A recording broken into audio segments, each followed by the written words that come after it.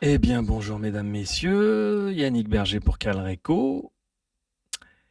De quoi allons-nous parler aujourd'hui?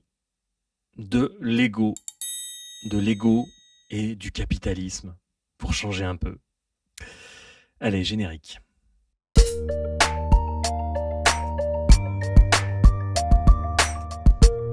Calreco.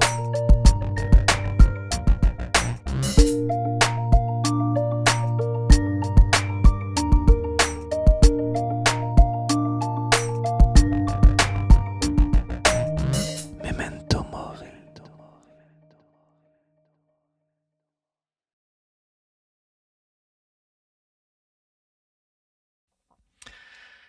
Nos sociétés sont comme le reflet d'un adolescent en crise d'identité. Un adolescent au bord de l'implosion, hyperactif, égocentrique, parfois brillant, pas beaucoup non plus, hein, mais complètement perdu. Et nous vivons une époque où l'ego est roi. Alors ceux qui ne connaissent pas, qui ne savent pas ce que c'est que l'ego, j'ai fait un petit glossaire dans le premier épisode de cette série Memento Mori. Vous pouvez aller y jeter une oreille. Donc une époque où l'ego est roi, et ce roi-là n'a plus de couronne, il n'a plus que sa peur, peur de disparaître, peur de ne pas exister. Ben, ça, c'est le principe de l'ego, peur de ne pas être reconnu.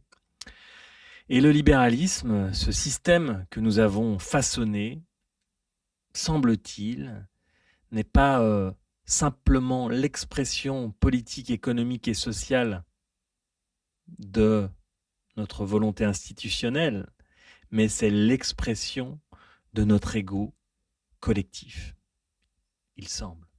Hein. Tu connais cette sensation quand tu découvres quelque chose pour la première fois? Tu sais, la chance du débutant. Tu découvres une ville, tu découvres une musique, une nouvelle passion. Tout est clair, tout est simple, tu es dans l'instant présent. Hein. Pourquoi c'est génial les voyages? Parce qu'en fait, tu es dans l'instant, tu n'es pas dans la prospective, ou tu n'es pas dans le passé, tu es juste là, en train de découvrir. Hein. Tu réfléchis pas, tu vis intensément. C'est ce qu'on appelle donc la chance du débutant. Et cette magie, cette justesse instinctive qui précède le savoir, eh bien, c'est quand l'ego n'a pas encore pris les commandes, quand l'esprit est encore libre, mais très vite, comme d'hab, l'analyse va prendre le relais. On nomme, on catégorise, on théorise, et l'ego s'invite à la table. Il veut comprendre, il veut posséder, il veut dominer. L'expérience et l'étonnement disparaissent. C'est exactement ce que fait notre système. Le libéralisme récupère, vampirise, commercialise tout ce qui émerge du vivant, tout ce qui vient de l'âme, de l'authentique. Un genre musical un peu nouveau, on le vend en vinyle, en NFT, en marque de t-shirt. Un mouvement spirituel, on le transforme en formation certifiée, 3 modules sur Instagram. Voilà, à une époque, on écoutait du rock, il y a longtemps, hein, du punk aussi, ou de la pop, mais on sentait encore, c'était les années 70, 80, on sentait encore que le décalage entre le discours et la récupération existait en fait. Il y avait encore des artistes qui luttaient pour ne pas être avalés et digérés par la machine en refusant d'être achetés, d'être étiquetés, parce que leur proposition artistique était tout ce qu'ils avaient. Hein. Mais maintenant, ça n'arrive plus, j'ai l'impression. Et puis, de toute façon, tous ces grands artistes des années 70 ou 80, un jour, ils ont été rattrapés. Quand ça a marché, le système les a engloutis, et ils sont devenus, à leur tour, des agents de ce système. Un mec comme Bono, par exemple, qui aurait peut-être eu, à ses débuts, un regard critique sur la guerre en Ukraine, par exemple, je dis ça au hasard, hein. Aujourd'hui, il va chanter dans le métro de Kiev, invité par Zelensky. Hein. Et puis il défend l'Europe et Davos. Donc voilà, peut-être que c'est lui qui a raison, hein, mais ouais, je pense que, voilà, comme tous les dominants, il est déconnecté de ce qui se passe. Hein. Il croit peut-être faire pour le mieux, mais... Donc voilà, le capitalisme, c'est ce que je voulais dire, digère tout, comme l'ego, et s'approprie même la contestation. C'est le rock'n'roll devenu publicité, c'est la révolution devenue un festival sponsorisé. L'ego, c'est cette somme de pensées, d'identification, de peur et de mémoire, c'est la personnalité, mais ce n'est pas nous. Nous sommes plus que ça. Le grand moi derrière le petit moi, c'est ce que nous sommes, semble-t-il. Le problème, c'est notre identification totale à l'ego.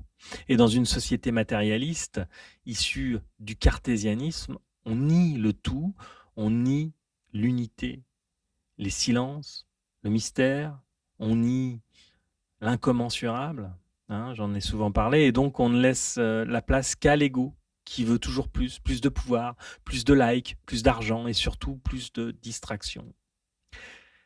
La distraction, dirait Huxley, c'est l'arme des tyrans modernes. Hein, pendant que tu scrolles, d'autres décident à ta place. Pour Aldous Huxley, le plus important dans les moments de crise, c'est la pensée divergente, hein, la pensée critique. Pour lui, c'est la seule façon de lutter contre le système et la tyrannie dans le monde. La distraction ne peut jamais devenir plus importante que les véritables problèmes qui nous affectent sur le plan mondial. Il y a toujours des gens qui profitent de ces distractions pour obtenir du pouvoir en retour. Et pour Aldous Huxley, la dictature se base sur le strict usage de la force à travers la surveillance, les sanctions et un état permanent de guerre. Est-ce que c'est un hasard si M. Macron nous dépeint la situation avec un « nous sommes en guerre », prolongation de l'état d'urgence, guerre en Ukraine, Zelensky et tout le tintouin, voilà. Le truc, c'est que pendant longtemps, pour peut-être mieux faire passer des mesures, on nous dépeint des problèmes qui n'existent peut-être même pas. Et ces mesures, évidemment, elles sont sécuritaires et liberticides, et elles sont mises en place par nos gouvernants. Mais ce roi nu, qu'est notre ego, arrive au bout de son règne. Nous sommes à l'adolescence de l'humanité, et comme tout adolescent en crise, nous avons besoin de tomber pour grandir. Le capitalisme libéral est arrivé à son point de rupture. Il nie la finitude, il nie le lien, il nie le tout, mais le vide, ce fameux vide que l'on fuit, n'est pas vide en fait. Il est potentiel, il est silence, il est présence, et nous devons, en tant que civilisation, passer à l'âge adulte. En substance, Spinoza dit: connais-toi toi-même pour choisir lucidement les bonnes idées, les bonnes personnes, les bonnes rencontres. Et la connaissance de soi est un antidote, comme l'histoire, comme la philosophie, comme la connaissance au sens large. C'est un rempart contre l'asservissement par le divertissement.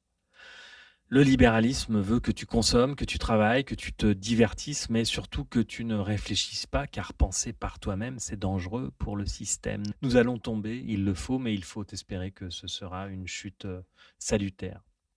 C'est dans les ruines du vieux monde que peut renaître l'essentiel, un monde où l'ego n'est plus Dieu, mais simplement un outil parmi d'autres au service du vivant.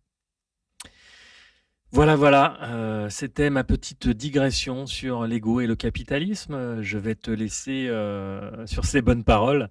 Hein. N'oublie pas d'aller faire un tour sur le Patreon et puis sur les autres réseaux, les pouces, la cloche. Et puis d'ici à ce qu'on se revoie, eh bien, prends soin de toi, sois conscient et surtout, n'oublie jamais que tu vas mourir.